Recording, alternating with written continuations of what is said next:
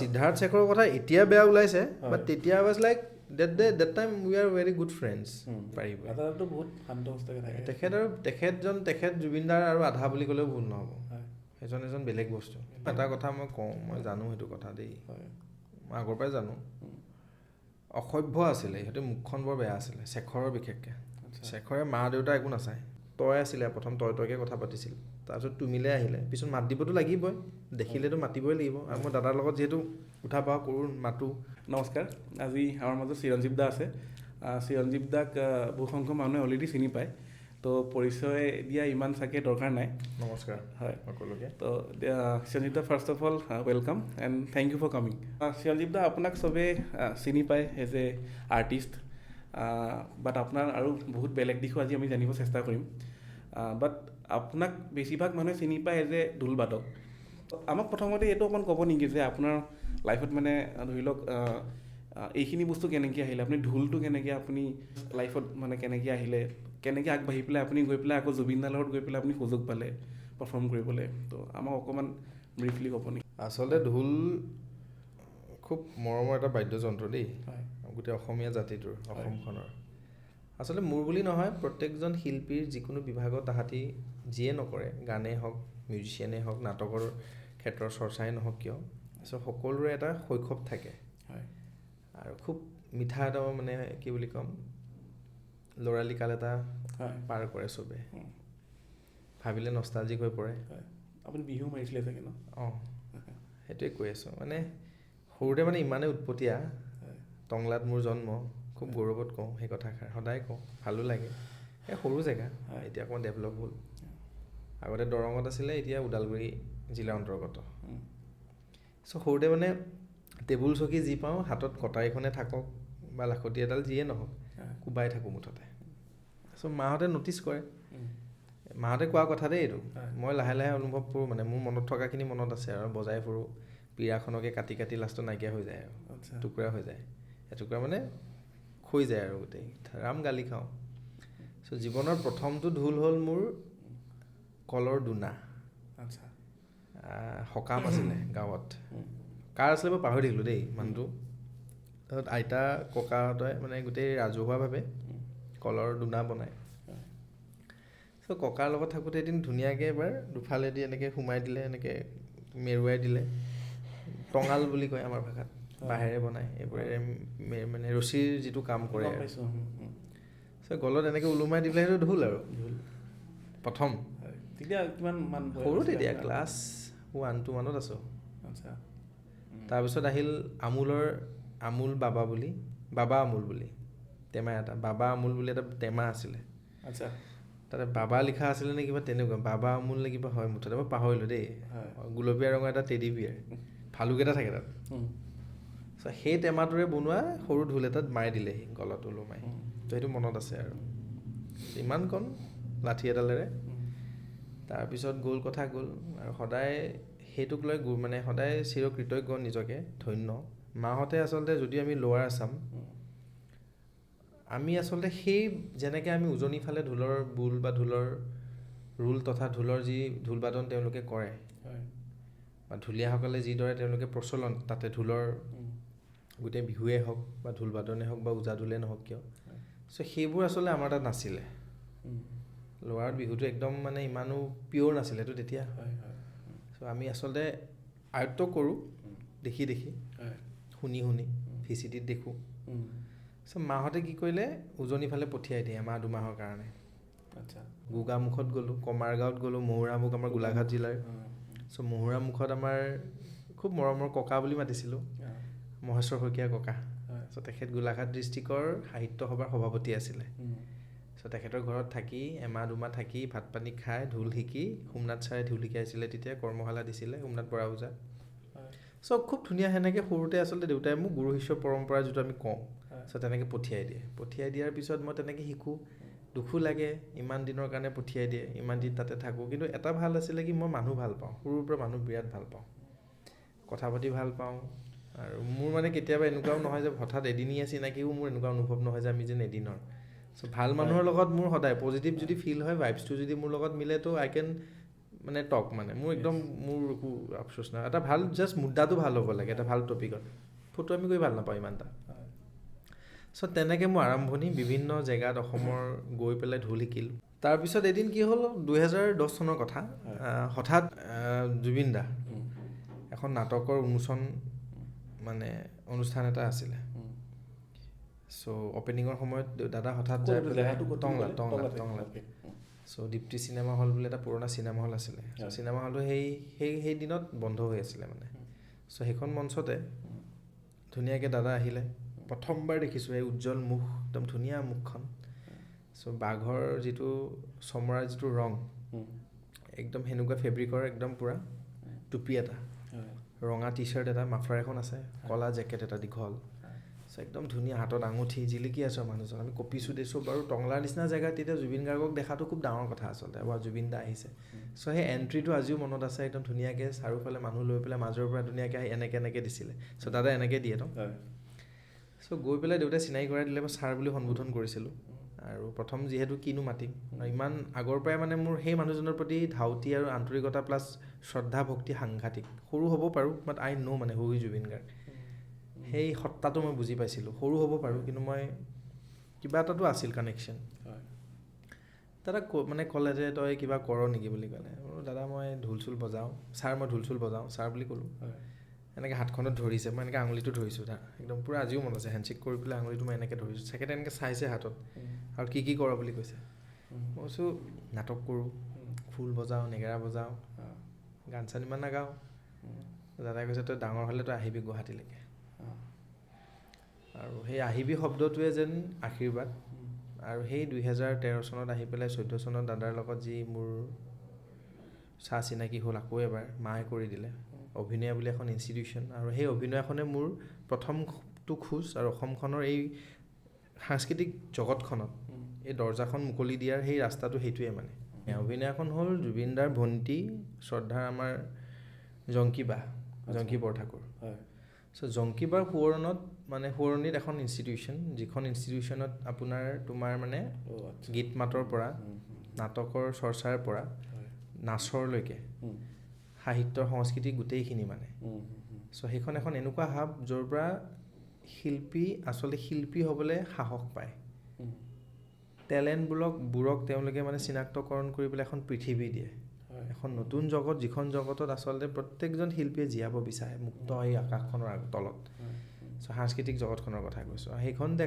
সেই অভিনয়তে ৰাজেশ দাৰ নিচিনা মানুহ লগ পালোঁ বাহৰুল ইছলাম ছাৰক লগ পালোঁ জ্যোতিনাৰায়ণ ছাৰক লগ পালোঁ সঞ্জীৱ ছাৰ মোৰ আটাইতকৈ প্ৰিয় এজন গুৰু সঞ্জীৱ বুঢ়াগোহাঁই সকলোৱে চিনি পায় তাৰপিছত আচলতে ইমান ভাল ভাল মানুহ সমৃদ্ধ পালোঁ কিন্তু তাতকৈ চবতকৈ ভাল লগা কথাটো হৈছে জুবিন দা আৰু বৌ গৈয়ে মোৰ প্ৰথম কামটোৱে হৈছিল যে মই ক্লাছ আৰম্ভ কৰাৰ আগত বৌয়ে মোক লৈ পেলাই গোটেই বাটৰ নাটৰ লগত জড়িত কৰাই দিলে চ' সেই সময়ছোৱাত গোৱালপাৰা অঞ্চলত বাটৰ নাট কৰি পেলাই ডাইনী হত্যাৰ ওপৰত এটা এৱাৰনেছৰ মানে তেওঁলোকে প্ৰজেক্ট এটা হাতত ল'লে বাটৰ নাটৰ থ্ৰু দি মানে ষ্ট্ৰীট প্লে চ' তাতে ঢুলীয়া দৰকাৰ হ'ল ঢুলীয়া ইনচেঞ্চ মানে বাটে গৈ পেলাই জাষ্ট শুনক মানে তোমাৰ মেছেঞ্জাৰ হিচাপে এটা কেৰেক্টাৰ এটা লাগেতো আৰু লগতে বিহুৰে লাষ্টত শেষ কৰে ইম'চনেলো হয় আৰু বহুত ছিৰিয়াছ টপিক দেই ডাইনী হত্যা তেতিয়া বহুত প্ৰচলন আছিলে মানে অন্ধবিশ্বাসত মানুহ আচলতে চলি পেলাই বহুত নাৰী আচলতে মৃত্যু হৈছে ডাইনী বুলি সজায় তেওঁলোকে চ' গোৱালপাৰা অঞ্চলটোৰ ফালে বহুত হৈছিলে তেতিয়া তাৰপিছত সেই সেনেকৈ আৰম্ভ কৰি পেলাই বাটৰ নাটৰ পৰা প্ৰাগ নিউজৰ এটা খুব ধুনীয়া অনুষ্ঠান এটা আছিলে খাৰগুলিৰ দাদাৰ সেই ঘৰত তাতে ঢোলটো বজাইছিলোঁ ফাৰ্ষ্ট দাদাৰ লগত তাৰ আগতে বম্বেৰ পৰা এজন মানুহ আহি দাদাৰ কিবা ডকুমেণ্টাৰী এটা বনাইছিলে চ' তেতিয়া দাদাই মোক কিবা এটা জাষ্ট কথাত ল'লে চ' সেইটো মোৰ ফাৰ্ষ্ট স্ক্ৰীণ শ্বেয়াৰ কৰিছোঁ দাদাৰ লগত চ' আচলতে কৈ শেষ নহ'ব মানুহজনৰ লগত মোৰ কেনেকৈ হ'ল সেয়ে মোৰ আৰম্ভণি কিন্তু সেয়ে হাতত ধৰাৰ পিছত আজি ৰাইজৰ আগত সেই তেতিয়াৰ পৰা আচলতে দাদাৰ সান্নিধ্য পোৱাৰ পিছত এই ৰাইজৰ আগত আচলতে চিৰঞ্জীৱ বুলি কিবা অকণমান ক'ব পৰা হ'লোঁ বা সেই প্ৰয়াস কৰোঁ বা সেই সাহসকণ পাওঁ আৰু দাদাই যিখিনি দিলে গোটেইখিনি দিলে ঢোলৰ বাহিৰে বেলেগ কিবা বজাইছিলে নে গোটেইখিনিয়ে বজাওঁ খোল ডগৰ নেগেৰা ঢোল দবা ঢাক মই নিজেও পাহৰোঁ আচলতে কি বজাওঁ মানে ভাল পাওঁ যি হাতত আহে তাকে বজাই দিলে কিবা এটা মানে উঠে আৰু শব্দ এটা ভাল শব্দ এটা ওলায় সেনেকৈ আৰু তো এতিয়াতো আপোনাৰ অলমষ্ট কিমান বছৰ হ'ল অলমষ্ট 10 বছৰ বেছি হৈ গ'ল বেছি হ'ল মই 2007-06 মানৰ পৰা দাদাৰ লগত মে বি আচলতে শিকিবলৈ লৈছোঁ, হয় মানে গুৰু লৈছোঁ। হয় দাদাক ৰিহাৰ্চেল কৰিছিলে নে আপোনালোকে দাদাৰ লগত, মানে ষ্টেজত উঠা আগত? নাই মোৰ জীৱনত জুবিন দাৰ লগত ৰিহাৰ্চেল নহ'ল, মই ৰিহাৰ্চেল কৰি নাপালোঁ, মই ডাইৰেক্ট ষ্টেজত, দাদাই ডাইৰেক্ট ষ্টেজত উঠাইছে। মানে দাদাও চাগে তেনেকুৱাই আছিল নেকি, ইমান হেৰি কৰি নাথাকিনে শুনিছিলোঁ মানে ক'ৰবাত তেনেকৈ ৰিহাৰ্চেল কৰিছিলে, মাজে মাজে কৰিছিলে, ঋতিশা বাই কৰিছিলে। তাৰপিছত মানে এটা ক'ৰবাত ইণ্টাৰভিউত শুনিছিলোঁ। মই দাদাতকৈ আৰু ইণ্টাৰেষ্টিং কথা, মই দাদাতকৈ আগত আকৌ জুবলি বাৰ লগত কৰিছোঁ ফাৰ্ষ্ট শ্ব'। হয় নেকি? আচ্ছা মানুহটোৰ লগত মই আছিলোঁহে 14ৰ পৰা, কিন্তু মঞ্চত 14ৰ পৰা নাছিলোঁ। আচ্ছা কিন্তু বাৰ লগত মই ফাৰ্ষ্ট, বা এনেকুৱা মানে মোৰ কি বুলি ক'ম, ফাৰ্ষ্ট এগৰাকী মানে গুৰু বুলি ক'লেও ভুল নহয়, জুবলি বাৰ পৰা বহুত ঢেৰ কথা শিকিছোঁ। চ' যেতিয়া জুবলি বাই বেণ্ডটো ফৰ্ম কৰে, চ' মোক ঢুলীয়া হিচাপে লৈছিলে। টেঙা মিঠা অভিজ্ঞতা বহুত আছে তাৰে মাজত মোৰ। টেঙা মিঠা মানে বাহঁতৰ থ্ৰদি নহয় যে জীৱনটোক লৈ, বুজি পোৱা নাছিলোঁ তেতিয়া প্ৰফেচনেলিজিম মানে কি, চঞ্চল আছিলোঁ, উৎপাত, বিৰাট সাংঘাতিক চঞ্চল ল'ৰাটো। চ' বিৰাট ধেমালি আৰু গোটেই মিউজিচিয়ানখিনি চাই আছে আজি চাগে, মিউজিচিয়ানখিনিয়ে গম পাব। মানে চ' এটা ভাল স্মৃতি আছে আৰু শিকিব লগা বহুত কথা শিকিলোঁ। আৰু বায়ে আচলতে মঞ্চখন বিভিন্ন মঞ্চ অসমত লৈ লৈ দেখুৱাই দিলে। দাদাৰ লগত যদিও লিংকত আছিলোঁ, নেক্সট বছৰ দাদাৰ লগত বজালোঁ। তাৰপিছত জুবলি বা আৰু জুবিন দা, আৰু জুবিন জুবলি বুলি ক'লে আৰু যেনেকুৱা ৰাইজে বুজে, মোৰ কাৰণে দুজন আচলতে বেলেগ বেলেগ সেনেকৈ চাগে। চিনি কেতিয়াবা পাই মই নাজানো, মানুহে মোক চিনি পায় বুলি মই নাভাবোৱে আচলতে। মই মোক চিনি পাব লাগে মই সেইটোৱে জানো, মই নিজকে চিনি পাব লাগে, কাম কৰিব লাগে, ৰাইজৰ হকে কাম কৰিব লাগে, সমাজখনৰ প্ৰতি দায়বদ্ধ মই বহুত বেছি, মোৰ দায়িত্ব আছে বুলি ভাবোঁ। সমাজখনৰ প্ৰতি মোৰ বহুত যেন কিছুমান দায়িত্ব ভগৱানে দি পঠিয়াইছে কৰিবলগীয়া, সেই মনটো আচলতে তেনেকুৱা। আৰু এই মনটো আচলতে জুবিনদাৰ মন আৰু মোৰ মনৰ সেই দাদাৰ পৰা শক্তিখিনি পাইছোঁ আচলতে। মই বহুত স্পষ্টবাদী কথাটো তাত, অলপ বেছিকৈ ক'লে মানে বেয়া পায়, চিধা চিধি কৈ দিওঁ, খাৰাং খাজ কৈ দিওঁ, মই তেৰা কথা ভাল নাপাওঁ। আমাৰতো শুনি ভাল লাগিছে, ৰাইজৰো শুনি ভাল লাগিব। মানে ধৰি লওক এনেকুৱা ইমান ডাঙৰ এটা বেণ্ডত মানে যেতিয়া আপুনি কাম কৰে, বা ধৰি লওক ইমান ডাঙৰ এজন লেজেণ্ডৰ লগত যেতিয়া কাম কৰে, তো সেই ফিল্ডটো কেনেকুৱা, মানে সেই ফিল্ডটো আমিতো নাজানো সেই ফিল্ডটো, আপুনি যদি অকণমান কয় ধৰি লওক। আচলতে ইটছ নট এবাউট ফিল্ড, মই সেনেকৈ নাভাবোঁ। মোৰ কথাটো হ'ল ৰেচপেক্ট। হয়, প্ৰথম কথা তুমি শ্ৰদ্ধা যিকোনো মানুহকে দিব লাগে। আৰু দাদা একেবাৰে সুকীয়া, একেবাৰে ব্যতিক্ৰম। আৰু মই কোনোদিন এজ এন আৰ্টিষ্ট বা এজ এন ছিংগাৰ হিচাপে দাদাই গাই আছে, নৰ্মেল গান গাই আছে, মই চাই আছোঁ, মই কেতিয়াও ভবা নাই, কেনেকৈ নাভাবিছিলোঁৱে, ভাবাই নাছিলোঁ। মই এটাই আছিলে, এনেকুৱা এজন ব্যক্তি, মানে ক'লে বেছি হয়, কিছুমানেতো কৈয়ে আছে যে ভগৱান আখ্যা কিয় দিছা বুলি, মইতো ভগৱান বুলিয়ে মানো। কাৰণ মই সেই সামান্য সাধাৰণ ঘৰৰ ল'ৰাজনক দাদাই যিখিনি মোক কৰি দিলে, ভাতমুঠিৰ পৰা, পকেট খৰচাৰ পৰা, ঘৰ চলোৱাৰ পৰা, সেই আশ্ৰয় দিয়াৰ পৰা, তেখেতৰ লগত থকাৰ পৰা, তেখেতৰ ঘৰত ৰাতি নিনে থাকোঁ, এটা দিনত 3 সাঁজ ভাত খাওঁ। চ' এটা নিজৰ পুত্ৰৰ নিচিনা শাসন কৰি পেলাই মই গুৰু হিচাপেও পাইছোঁ, মই দেউতা হিচাপেও পাইছোঁ, মই বন্ধু হিচাপেও পাইছোঁ, মই দাদা হিচাপেও পাইছোঁ। চ' মানুহজনৰ মোৰ দৃষ্টিত মানুহজন বিভিন্নটা ৰূপত মই জীৱনটোত জুবিন দাক পালোঁ। চ' মানুহজন নৰ্মেল নাছিল কেতিয়াও মোৰ কাৰণে, ব্যতিক্ৰম আছিল, সদায় এজনেই আছিল। আৰু মই বহুত আৰ্টিষ্টৰ লগত বজাইছোঁ, মই জুবিনদাৰ লগত বজালে মই আচলতে ৱৰ্শ্বিপ কৰা যেন পাওঁ, যেন মন্দিৰত তুমি পূজাৰী এটাই কি কৰে, পূজা কৰে ন। চ' মই সেই ভগৱানজনৰ লগত যেতিয়া একেখন মঞ্চ শ্বেয়াৰ কৰিব পাৰিছোঁ, সেই বিখ্যাত মিউজিচিয়ান কেইজনৰ লগত যেতিয়া ৰাজাদাহঁতৰ নিচিনা মানুহ যেতিয়া একেখন মঞ্চত আমি একেলগে বজাব পাৰিছোঁ, বা প্ৰিয়াংকু দা, ৰেশৱ দা আদি গোটেই মোৰ বন্ধু তেওঁলোক, বাকীতো এওঁলোক গুৰুৰ দৰে, দেউতাৰ দৰে, পাৰ্থ দা, দীপকেশ দা আদি গোটেইখিনি, দিগন্ত দা আছে, আমাৰ অঞ্জন দা আছে। চ' দাদাক সদায় মই সেই ভগৱানজন চাই, ভগৱান ৰূপী এজন মানুহ বুলি ভাবিয়ে সদায় আগুৱাই গ'লোঁ, আৰু সেই আশীৰ্বাদ সদায় লৈ গ'লোঁ। আৰু মোৰ কাৰণে দাদা এজন এনেকুৱা ৰজা আছিলে, মোৰ আশে পাশে কোনে কি কয় মোৰ ইমান গুৰুত্ব নাই, গুৰুত্ব নিদিওঁ মই। মোৰ কথা হ'ল ডাইৰেক্ট ৰজাজনৰ লগত মোৰ ভাল, মোৰ ৰজাজনৰ লগতে কাম, প্ৰজাই কি কয় মোৰ তাতে ইমান গুৰুত্ব দিব লগা বিষয় বুলি মই নাভাবোঁ, চিধা চিধি দাদাৰ লগতে কথা পাতোঁ। কিন্তু মই সেইটো সুধিম বুলি ভাবিছিলোঁ যে মানে ধৰি লওক যিহেতু এটা বেণ্ডত আপোনালোকে কাম কৰি আছিলে, তো বাকীবিলাক বেণ্ড মেম্বাৰ কেনেকুৱা আছিলে? মোৰ লগতো ভালেই আছিলে, মানে ধৰি মোৰ লওক ভাল আছিল নহয়, মই ভাল, মই সৰু ল'ৰা, মানে তেহেঁতৰ কথা, সিদ্ধাৰ্থ শেখৰৰ কথা এতিয়া বেয়া ওলাইছে, বাট তেতিয়া was like that time we are very good friends.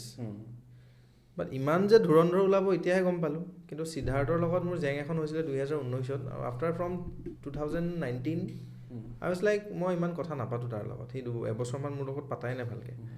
তই আছিলে প্ৰথম, তইকে কথা পাতিছিল, তাৰপিছত তুমিলে আহিলে, পিছত মাত দিবতো লাগিবই, দেখিলেতো মাতিবই লাগিব। আৰু মই দাদাৰ লগত যিহেতু উঠা বহা কৰোঁ, মাতোঁ, কথা থাকেই কিবা নহয় কিবা এটা। আৰু মোৰ দল এটা বনাই দিছে প্ৰতিধ্বনি, গোটেই দাদাৰে গোটেইখিনি খৰচা পাতিৰ পৰা আদি কৰি ৰাতি ৰেখাৰ পৰা। সেইটো আপোনাৰ ন? দাদাই বনোৱা মোৰে হয়, কিন্তু জন্ম দিয়া মানুহজনে হৈছে জুবিন দা। তেখেতৰ ঘৰত তেখেতৰ সেই খাৰঘুলি ষ্টুডিঅ'টো তাতে আমাক ৰাখিছে, তাতে পুহিছে, 15-20 জনৰ মানুহৰ ভাত বনাইছে, সাধন দা হেল্প কৰি দিছে, অঞ্জয় আমাৰ এই আছিলে, আমাৰ অৰুণ আছিলে। চ' গোটেইখিনি কৰি পেলাই নিজৰ সন্তানৰ দৰে ডাঙৰ দীঘল কৰি পেলাই প্ৰতিধ্বনিক এই অসমবাসী ৰাইজৰ আগত মোকলাই দিছে। আচলতে মঞ্চত অনুষ্ঠান পৰিৱেশন কৰিবলৈ সেইখিনি সাহস দি পেলাই আগুৱাই দিছে। এটা কথা সুধোঁ, অপেনকৈ অলপ সুধিছোঁ, যেনেকৈ আপুনি ক'লে যে তেতিয়াতো চব আপোনাৰ লগত চবেই ভাল আছিল, বাট আমাৰ জানিবলৈ খুব মানে মন যায় যে আপোনালোকৰ ইণ্টাৰনেল ৰিলেশ্যনছ কেনেকুৱা আছিলে, আৰু ধৰি লওক পিছলৈ মানে আপুনি যে ক'লে যে ধুৰন্ধৰ আছিলে গম নাপাওঁ, তো এনেকুৱা কিবা অফ ষ্টেজ মানে আপুনি কিবা এনেকুৱা শ্বেয়াৰ কৰিব নেকি যাতে গম মানে আপুনি গম পালে যে নহয়? এটা কথা মই কওঁ, মই জানো সেইটো কথা দেই, মই আগৰ পৰাই জানো। অসভ্য আছিলে সিহঁতে, মুখখন বৰ বেয়া আছিলে, শেখৰৰ বিশেষকৈ। শেখৰে মা দেউতা একো নাচায়, মহিলাক সি সন্মান দিব নাজানে, সেইটো চবেই গম পায় এইটো কথা। এতিয়া কৈ লাভ নাই, মই নিজে শুনিছোঁ। মই যোনজন মানুহ নিজে একেৰাহে থাকে যেনেকৈ আপুনি আছিলে, তেওঁৰ পৰা শুনিলে মানে অলপ বেলেগ হয়, সেইকাৰণে সুধিলোঁ। তেনেকৈ আমি বেলেগৰ পৰা শুনি আছোঁ। চ' কথাটো হ'ল মই একেবাৰে সৰু ল'ৰা তেতিয়া, এতিয়াও সৰু ল'ৰা তেওঁলোকৰ আগত। মই আজিও সেই এজন চিৰঞ্জীৱে হয়, কিন্তু মই এনেকুৱা একো হোৱা নাই যে মই ৰাজাদাৰ আগত যাই পেলাই মাতষাৰ দি বেছিকৈ ডাঙৰকৈ ক'ম বা দিগন্ত দাক মই ডাঙৰকৈ কথা ক'ম। মোৰ কথা হ'ল দাদাহঁতক যেনেকৈ পাইছিলোঁ আজিও মই তেনেকৈ তেখেতৰ লগত আছোঁ, তেওঁলোকৰ লগত আছোঁ। মৰম মোক তেনেকৈয়ে কৰে, গালিও পাৰে। ৰাজাদাই গালি পাৰি পোৱা নাই, দিগন্তদাই গালি পাৰি পাইছে, পাৰ্থদাই গালি পাৰি পাইছে, ভুল হ'লে গালি পাৰিব। দাদাটো বহুত শান্ত সুস্থকৈ থাকে। তেখেত জুবিনদাৰ আৰু আধা বুলি ক'লেও ভুল নহ'ব। এজন বেলেগ বস্তু মানুহ, সেইজন মানুহ আৰু এটাই পিচ আছে ৰাজাদা। আচলতে not as a musician, as a human being. মিউজিচিয়ানটো মিউজিচিয়ানে, বাট এজন বহুত বেলেগ মানুহ। মুঠতে মই বহুত ভাল পাওঁ মানুহজনক। ৰাজাদা ৱাজ লাইক মোৰ বহুত ফেভৰেট হয়। এনিৱেজ, শেখৰৰ এটা আছিলে কি বদনাম কৰিব লাগে বুলি মই বদনাম কৰা নাই, মুখখন বেয়া। সি মহিলা হওক পুৰুষ হওক, মুখখন অকণমান বেছি ধেমেলীয়া কথা ক'লেও এটা মানে শিষ্টাচাৰ লাগে মানুহৰ, এটা লিমিটেশ্যন থাকে। চ' তোমাক লগ পোৱাৰ লগে লগে মই কিবা এটা অশ্লীল ভাষাৰে তোমাক মই মাতিব নোৱাৰোঁ। মই বিশেষকৈ মোক মা দেউতাই সেইখিনি দিয়া নাই, শিকোৱা নাই। চ' তেনেকুৱা কিছুমান ভুল আছিলে। সিহঁতৰ কথা নাপাতো দিয়া, আচলতে পাপীৰ কথা পাতিলে পৰিৱেশটো নষ্ট হ'ব। পাপিষ্টখিনি আচলতে ভগৱানে নিৰ্ধাৰণ কৰিব, আইনখনে এতিয়া কি শাস্তি দিয়ে আমি তাৰ বাবে ৰৈ আছোঁ। চ' পাপিষ্টসকলক পাপিষ্ট হৈ থাকিবলৈ দিয়া। যিহেতু তুমি নতুনকৈ চেনেলটো আৰম্ভ কৰিছা, বেয়া কথা আমি নাপাতো। হয়, নাই ঠিকে আছে বাৰু।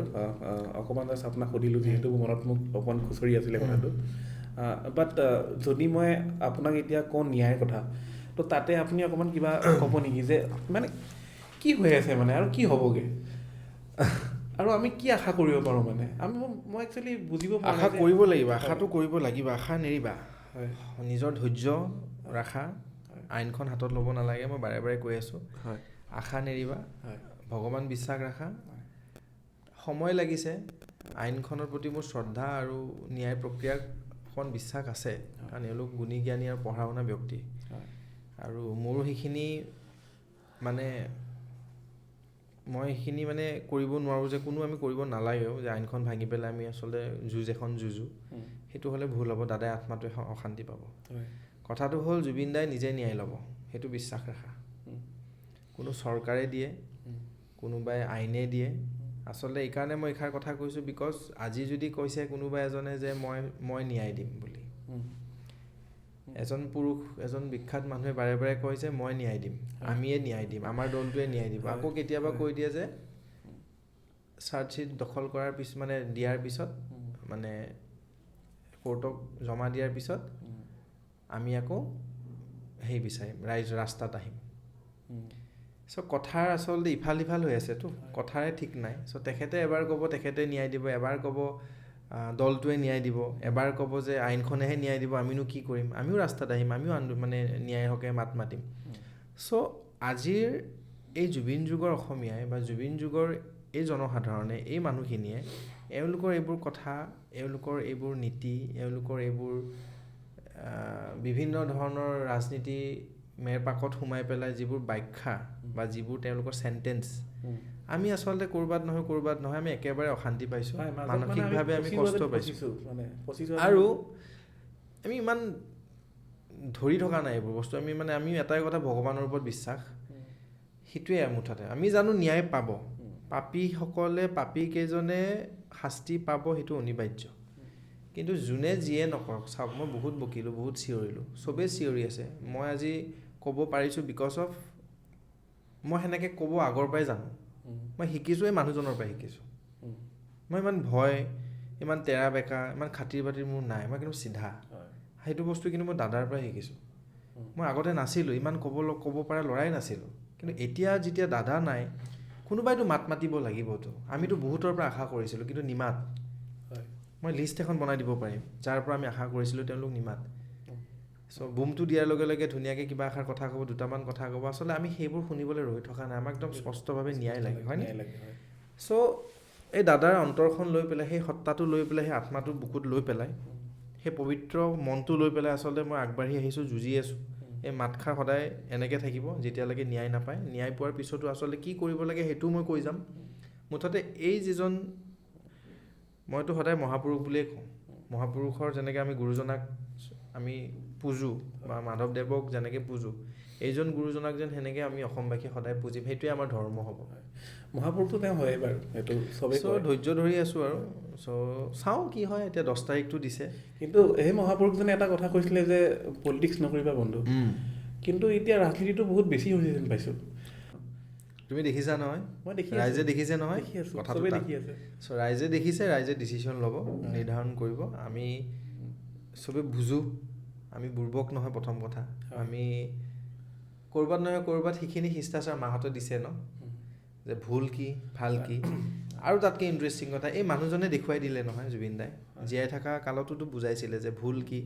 শুদ্ধ কি ক'ত তহঁতে মাত মাতিব লাগিব কাৰ বাবে মাত মাতিব লাগিব দেশখনক কেনেকৈ আগুৱাই লৈ গ'লে কিমানখিনি কাম কৰিব লাগিব চ' তেখেত এখন এনেকুৱা গ্ৰন্থ মই বাৰে বাৰে কওঁ এই কথাটো যাৰ অন্তিম পৃষ্ঠা নাই তুমি সেই গ্ৰন্থখন সেই গোটেই জুবিনদাৰ ব্যক্তিত্বটোক যদি তুমি পঢ়িবলৈ যোৱা তুমি গোটেই জীৱনৰ অন্তিমটো দিনলৈকেও যদি ৰৈ থকা সেই শেষ মুহূৰ্তলৈকে দাদাক পঢ়ি শেষ কৰিব নোৱাৰিবা ইমানেই বিশাল অন্তৰ বিশাল সাগৰৰ সমান বহল এখন কি বুলি ক'ম অন্তৰ তথা এখন গ্ৰন্থ চ' সেই গ্ৰন্থখন সেই ব্যক্তিত্বজন সেই মানুহজনক তুমি কি বুলি ক'ম আদৰ্শ মইতো ভাবোঁ যে জীৱনত যদি এতিয়া তুমি ভাল মানুহ হ'বলৈ কাৰ গুণ ল'ব লাগে বুলি সোধা কি গুণ ল'ব লাগে বুলি সোধা দেশখনক কেনেকৈ আগুৱাই লৈ যাব লাগে ভাল পাব লাগে জুবিন গাৰ্গ বুলি ক'লেও ভুল নহয় সেইটোৱে হয় মইতো তেনেকৈ ভাবোঁ কোনোবাই বেয়া পাইছে পাই থাকক মোৰ খাতি বাতি নাই এইবিলাকত মই তেনেকৈ মানুহ মই অন্ধভক্ত নহয় প্ৰথম কথা একচামৰ দৰে অন্ধভক্ত ভৰি চেলেকি পিঠি চেলেকি নেঙুৰডালত ধৰি পেলাই আগুৱাই গৈ পেলাই লবি বা কিছুমান ৰাজনীতিৰ কথা কৈ পেলাই উদ্ভণ্ডালি কৰি থকা ল'ৰা মই নহয় পকেটত যি আছে সেনেকৈও চলোঁ পকেটত নাথাকিলেও চলোঁ ভাল লগ আছে কেইটামান লগকেইটাই সহায় কৰে সাহস দিয়ে মা দেউতা আৰু ভণ্টি আটাইতকৈ বেছি সাহস দিয়া মানুহ 3জন মোৰ জীৱনত বংশৰ মানুহ আছে সেইটোৱে মোৰ জীৱন সৰু এটা পৰিয়াল আৰু উদ্দেশ্য এটাই মোৰ মই দেশখনক ভাল পাওঁতো মানুহখিনিক ভাল পাওঁ আৰু দেশ মাতৃ আই মাতৃৰ কাৰণে যিখিনি কৰিব লাগে যেনেকৈ কৰিব লাগে যেনেকৈয়ে নহওক মই মুঠতে মাত মাতিও যাম কৰিও যাম আৰু তেজত বা গাত বল থকালৈকে মই সেনেকৈ থাকিম বাকী কোনোবাই কি কৰে মাতটোতো আপুনি মাতিবই লাগিব তেওঁ ন্যায়ৰ কাৰণে আপুনি মাতিবই লাগিব আশা কৰোঁ যে আপুনি সদায় মাতি থাকিব ৰাজনীতিৰ কথা ওলাইছে আপোনাক প্ৰশ্ন এটা সোধোঁ এই প্ৰশ্নটো নৰ্মেলি সুধিলে আপুনি অলপ উগ্ৰ হৈ যায় তথাপিতো মই আপোনাক কথা খং উঠে আজিকালি তথাপিতো মই আপোনাক সোধোঁ কথাটো হ'ল যে আপুনি ৰাজনীতি কেতিয়া জইন কৰিব সেইটো খং উঠি আহে দেই এইবিলাক কথা সুধিলে প্ৰথম কথাটো হ'ল সেইটো বহুতে সুধি আছে প্ৰশ্নটো আচলতে মোক লাগে নেকি বাৰু তোমাৰ কেনেকুৱা লাগে মই সেইকাৰণে কৈছোঁ বেয়া নাপাব প্ৰথমতে বগা পিন্ধি আহিছোঁ কাৰণে লাগিছে নিব আচলতে অনুষ্ঠান এটা আছিলে বাহিৰে বাহিৰে আহি পেলাই বগা লগা নাই বাৰু কিন্তু আপোনাক তেনেকে দেখি হয়তো কিছুমানে ক'ব পাৰে ভাবিছে বহুতে লিখিছে হ'লেই নেকি বহুতে লিখিছে বহুতে সোধে আচলতে একদম স্পষ্টভাৱে চিধা কথা একদম ধুনীয়াকৈ কওঁ প্ৰথম কথাটো হ'ল মই জীৱনত সপোনতো মই ভাবিব নোৱাৰোঁ ৰাজনীতিত সোমাম বা ৰাজনীতি কৰিম মোৰ এটাই কথা যোনে ৰাজনীতি কৰিব তাক গালি পাৰিম যোনে ভাল ৰাজনীতি কৰিব মই শলাগ ল'ম শ্ৰদ্ধা কৰিম ভৰি চুম আৰু যোনে ৰাজনীতিত কূটনীতি ৰাজনীতি কৰিবলৈ আগুৱাই যাব আই মাতৃক গালি পাৰি যাব আই মাতৃৰ আৱেগক তুচ্ছ তাচ্ছিল্য মন্তব্য দি পেলাই দেশখন ধ্বংস কৰাৰ আচলতে সপোন ৰচিব, যোনে অসমখনক অসমীয়া মানুহখিনি কষ্ট দিব, সেই মানুহখিনিয়ে যিসকলে সেই ৰাজনীতি কৰি পেলাই আগুৱাই যাব, এই মুখখনৰ পৰা আজীৱন গালি খাই থাকিব। একদম চিধা কথা। এইটো কোনোবা শাসনত থকা দল, বিৰোধীত থকা দল, মোৰ এইটো কথা নাই। সেইটোত মই কাকো ভয়ো নকৰোঁ। মানে ইন ফিউচাৰ ৰাজনৈতিক দলৰ কাৰণে পাৰফৰ্মটো কৰিব আপুনি? নকৰোঁ, কেতিয়াও নকৰোঁ। ডেফিনেটলি নহয়। জুবিন দাই কৰিছিলে? কি কৰিছিলে? মানে ৰাজনৈতিক দলৰ কাৰণে পাৰফৰ্ম কৰা। দাদাই গান গাইছিলে, পিছত দাদাই যেতিয়া ৰিয়েলাইজ কৰিলে যে নহ'ব, দাদাই তাৰপিছত কচম খালে নকৰোঁ, আৰু দাদাই কৰাও নাই। তাৰপিছত আহিল নাই পলিটিক্স নকৰিবা বন্ধু। চ' মোৰ কথাটো দাদাই গান গাইছিলে, কিবা গাইছিলে, দাদাই ভাল পাইছিলে, গাইছিলে। কিন্তু যেতিয়া দাদাই উপলব্ধি কৰিলে, আৰু সেই আদৰ্শটো আমি মানো। চ' প্ৰথম কথাটো হ'ল, মোক ইমান ডাঙৰ মঞ্চ দি পেলাই কোনোবা ৰাজনীতি দলে মাতি লৈ যাব, কিবা এখন জঁপিয়াই দিম, বজাই দিম, দুপইচা বেছিকৈ পাম, সেই চব লোভত মই নাই। ভগৱান দিয়া যিখিনি আছে সেনেকৈ চলিব পাৰিলে হ'ল। মুঠৰ ওপৰত যোনে উৎপাত কৰিব, যোনে জেং কৰিব, ময়ো জেং কৰিম। আচলতে এতিয়া মই হৈ থকা নাই, আমি। এইষাৰ মাত মোৰ নহয়, প্ৰথম কথা। কোনোবাই বেয়া পাইছে পাই থাকক, বেয়া পাই কৰিব কি না, মোক ভাতমুঠি দিব। কোনোবাই বেয়া পাইছে, কিবা হৈছে, মোৰ কথাটো হ'ল, যদি ন্যায় বিচৰাৰ নামত মই মাত মাতিছোঁ, আপোনালোকে বেয়া পাইছে, মই ভুল বুলি ভাবিছে, তেন্তে হয় মই ভুল কৰিছোঁ। যদি মই ন্যায় মাতাৰ হকে জোৰকৈ চিঞৰাৰ কাৰণে মোক দোষী বুলি আপোনালোকে ভাবিছে, হয় মই দোষী। সেইটোত মোৰ ক'ব লগা একো নাই। যদি সেইটোৰ কাৰণে মই দুখ কৰিছোঁ, তেন্তে হয় মই দুখ কৰিছোঁ। কাৰণ মই জানো নহয় প্ৰকৃত অসমীয়াই দোষী কোন, আৰু কোন আচলতে সৎ পথত আছে, জানে, বুজে, দেখিছে নহয়। চ' মোক সেই মানুহখিনিৰ লগত মই আচলতে জীয়াই আছোঁ। মোক ভাল পোৱা বুলি নহয়, যিখিনি প্ৰকৃত মানুহ, প্ৰকৃত অসমীয়া, প্ৰকৃত জুবিন অনুৰাগী, সেই মানুহখিনিয়ে এইষাৰ মাত বুজি পাইছে। বাকী কোনোবা ৰাজনীতি দলৰ লগত থাকি পেলাই আচলতে কাৰোবাৰ মোনাখন দাঙি আছে, দুটা ঠিকাৰ লোভত আছে, কোনোবাই আচলতে টেণ্ডাৰ এটাৰ বিনিময়ত ভৰি চেলিকি আছে। চ' সেইবোৰ মানুহ মোৰ দৃষ্টিত মানুহ নহয়, ক'ব লগাও নাই, মই চিনি পাবও নিবিচাৰোঁ। আৰু মোৰ দৃষ্টিত এতিয়াৰ পৰা ডাঙৰ মানুহ নাই, সৰু মানুহ নাই, মোৰ কাৰণে ভাল মানুহ। মোৰ কাৰণে ভাল মানুহ লাগে, তাতে কোনো হিন্দু হওক, মুছলমান হওক, খ্ৰীষ্টিয়ান হওক, মোৰ কাৰণে মেটাৰ নকৰে। জুবিন দাই সদায় কৈ আহিছিল। চ' সেইটোৱে মোৰ কাৰণে ভাল মানুহ হ'লে মই শলাগ ল'ম, ভৰিখন চুম, শ্ৰদ্ধা কৰিম, আশীৰ্বাদ ল'ম। কিন্তু বেয়া মানুহ ওলাব, ভুল কাম কৰিব, যিমানে বেংক বেলেঞ্চত টকা পইচা নাথাকক কিয়, চিধা গালি খাব। একদম চিধা চিধি কথা। চ' দাদা, এতিয়া ৰাজনীতিত বাৰু আপুনি নোসোমাওঁ বুলি ক'লে, বাট জুবিন দাৰ ৰাজনীতিটো বহুত বেছি হৈ আছে। তো আপুনি কি ক'ব, মানে আমাৰ অসমখন কোনফালে গৈ আছে আৰু কি হ'বগৈ? আমাৰ দায়িত্ব কি আছে অসমীয়া? দায়িত্ব ঢেৰ দেই, মই বাৰে বাৰে কওঁ। আৰু মই বুজোঁ আৰু অনুভৱ কৰোঁ, দায়িত্ব পালন কৰিব। প্ৰত্যেকজন থলগিৰি ৰাইজে দায়িত্ব পালন কৰিব। কাৰণ মই বাৰে বাৰে এটা বস্তু দেখিছোঁ, অনুভৱ কৰোঁ, আচলতে মোৰ ঘৰখনতো সেই পৰিৱেশটো পালোঁতো। অসমীয়া আইৰ প্ৰত্যেকখন ঘৰত একো আই মাতৃয়ে নিজৰ সন্তানজনক হেৰুৱালে যিটো অনুভৱ হয়, সকলোৱে অনুভৱ কৰিছে জুবিন দা নোহোৱাৰ পৰা। অকণমান ৰখাম, এইটো কথা প্ৰত্যেকজন মানুহে কয় যে ঘৰৰ কোনোবা এজন ঢুকালে ইমান বেয়া নালাগে, জুবিন দা যোৱাৰ পিছত কিন্তু নিজৰ ঘৰ, সেইটো হয় আকৌ, হয়। কিছুমান মানুহে এনেকুৱা হৈছে যে যোনে জুবিন দাক জীৱনত দেখি নাপালে, তেওঁলোকে হুকহুকাই কান্দিছে। তেওঁলোকৰ আফচোচ যে দাদাক এবাৰো নেদেখিলোঁ, মঞ্চতো নেদেখিলোঁ অনুষ্ঠান কৰা। কিছুমানৰ সৌভাগ্য নাছিলে। কিছুমানে জুবিন দাক ইমানে যে ভাল পায়, ঢুকোৱাৰ পিছত অনুভৱ কৰিছে, কৈছেও যে মই ভাবাই নাছিলোঁ জুবিন গাৰ্গক যে মই ইমান ভাল পাওঁ। মোৰ লগৰ ল'ৰা, লগৰ ছোৱালীৰ দেউতাকসকল অকলে ৰুমত লুকাই কান্দিছে। কিছুমানে সন্মুখত কান্দিব পৰা নাই, ৱাশ্বৰুমটোত গৈ পেলাই চকুলো মানে টুকিছে। চ' আচলতে আমি কাক হেৰুৱালোঁ নতুনকৈ অসমবাসীৰ আগত বুজাব নালাগে, নোৱাৰোঁ, মই সেইখিনি শক্তিও নাই। আমি যি আছিল সকলো হেৰুৱালোঁ, কিন্তু আমাৰ যি আছিল, আমাৰ সেই মাত, যি মাতৰ কাৰণে আচলতে একচামে ভয় খাইছিলে, যাৰ সাহসত অসমীয়াই আচলতে সকাহ পাইছিলে, যাৰ সাহসত আমাৰ দৰে ল'ৰা ছোৱালী, আমাৰ দৰে মানুহে কিবা এটা অসমৰ মানে বুকুত যদি কিবা নহ'বলগীয়া ঘটনা হয়, সেই আইজনীক যদি কোনোবাই আঁচুৰ দিম বুলি ভাবে, সেই সন্মুখত গৈ পেলাই চিঞৰা মানুহজনে আছিল জুবিন দা। শত্ৰুক দমন কৰিব পৰা মানুহজনে আছিল জুবিন দা। আৰু অসমৰ হৈ পেলাই, অসমৰ বায়ু বতাহ লৈ পেলাই, অসমতে ডাঙৰ দীঘল হোৱা একচাম ঘৰ শত্ৰুৰ বিভীষণ আছে। চ' সেইসকল বিভীষণক দমন কৰিব পৰা সেই কলিজাটো আছিল জুবিন দাৰ। চ' সেই মানুহজন আজি নাই। চ' সেই হাঁহি, সেই মাত, যাৰ মাতত, যিষাৰ মাতে বা যি গানে আচলতে নৱপ্ৰজন্মক অসমীয়া গান শুনিবলৈ আচলতে আমাক উৎসাহ জগালে, তেখেতৰ মাতত আচলতে কি নাপাওঁ আমি, শৰৎ বিচাৰি পাওঁ, বহাগ বিচাৰি নৱপ্ৰজন্ম পাওঁ, বুলি নহয় চবেই চবেই আচলতে এটা- জেনেৰেশ্যন বাই হয়, জেনেৰেশ্যন। generation আচলতে by আমি দুটা যুগ, হয় ইয়াতে দেউতাহঁতৰ জীৱনটো তাতে জুবিন দাক দেউতাহঁতে পালে, হয় আমাৰ জীৱনটোতো আমি দেউতাহঁতক পালোঁ, আৰু আমাতকৈ আৰু এটা নতুন চামে অলৰেডি জুবিন বুলি মাতে। হয় বিতৰ্ক হৈছিলে নিউজে হয় নিউজে, হয় হয় কিন্তু সেই শ্ৰেণীৰ সেই চাম ল'ৰা ছোৱালীখিনিয়ে খুব মৰমত তেখেতক মামা বুলি সম্বোধন কৰে, জুবিন বুলি সম্বোধন কৰে, মৰমত আচলতে সেইবোৰ মৰম। হয় আচলতে কি বুলি ক'ম জানানে, যোনে যিয়ে নকৰক, যেনেকুৱা ৰাজনীতিয়ে নকৰক, এই যি পবিত্ৰ আত্মা বা এই যি আমাৰ মনত তেখেতৰ যি সত্তা বা তেখেতৰ সেই মাতষাৰ জীয়াই আছে, কোনো ৰাজনীতি দলেই হওক বা কোনো তৃতীয় শক্তিয়ে হওক, কোনো ভগৱানেও চাগে সেই অন্তৰৰ পৰা সেই সত্তাটো বা সেই মৰমখিনি লৈ যাব নোৱাৰে। কিন্তু মই তেনেকৈ ভাবোঁ দেই, কাৰণ এলা পেচা মানুহ নাছিলে, ঈশ্বৰৰ দান ঈশ্বৰ পুত্ৰ বুলি আমি মানো। এটা মিছনত তেখেত আহিছিলে, অসমখন পৰিষ্কাৰ কৰিম বুলি আহিছিলে, অসমখনৰ প্ৰতি তেখেতৰ দায়িত্ব আছিল বুলি ভাবি অনুভৱ কৰি পেলাই বম্বেত থাকি পেলাই সেই অট্টালিকা, সেই দামী গাড়ী, সেই জীৱন, সেই বিলাসী লাইফটো এৰি পেলাই অসমখনত কিয় আহিছিলে? বিকজ এটা মিছন আছিলে। এই গান, এই সাহিত্য, এই সংস্কৃতি, অকল গানেতো গোৱা নাছিলে নহয় তেখেতে। চ' জাতিটোৰ প্ৰত্যেকটো বিপদৰ সময়ত জুবিন গাৰ্গ। কিন্তু তাতে দুখৰ বিষয় কি জানানে, জীৱিত কালত সেই মানুহজনকে আকৌ আমাৰ একচাম অসমীয়াই তেখেতকে ইটিকিং কৰিলে, তেখেতকে মিম বনালে, তেখেতৰ ব্যক্তিত্বক আচলতে আঁচুৰ দিলে। চ' সেই চাম অসমীয়াও কিন্তু অসমৰে সন্তান, কিন্তু সেই চাম অসমীয়াই জীৱিত কালত মানুহজনক সন্মান দিব নোৱাৰিলে। চ' সেইটো মোৰ দুখ, খং। মই সেইটো কওঁ।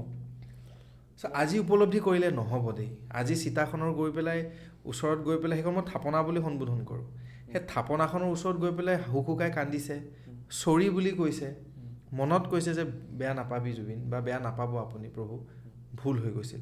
আচলতে প্ৰায়শ্চিত কৰিছে, ন' ডাউট। কিন্তু জীৱিত কালত এটা সুস্থ মগজু থকাৰ পিছত, একো সমাজৰ তুমি দায়িত্ব লৈ থকাৰ পিছত, তুমি কেনেকৈ ক'ব পাৰা হুই জুবিন বুলি? কেনেকৈ ক'ব পাৰা জুবিনৰ কলিজাটো বেলেগত আছে নেকি বুলি? কেনেকৈ ক'ব পাৰা জুবিন গাৰ্গ মানে পগলা বুলি? কেনেকৈ ক'ব পাৰা মদাহী বুলি? চ' সেই অসমীয়াখিনিক অসমীয়া চিনি পোৱাটো উচিত। আজি সিদ্ধাৰ্থ, শেখৰ বা আমাৰ চাম কানু জেলত থাকিব পাৰে, প্ৰত্যেকজন মানুহৰ লগত যে তেনেকুৱা মানুহ থাকে, সেই বস্তুটো জুবিন দাই দেখুৱাই থৈ গ'ল। আমি কিন্তু সেই চাম কানুখিনিক আঁতৰাব লাগিব, প্ৰত্যেকজন অসমীয়াই।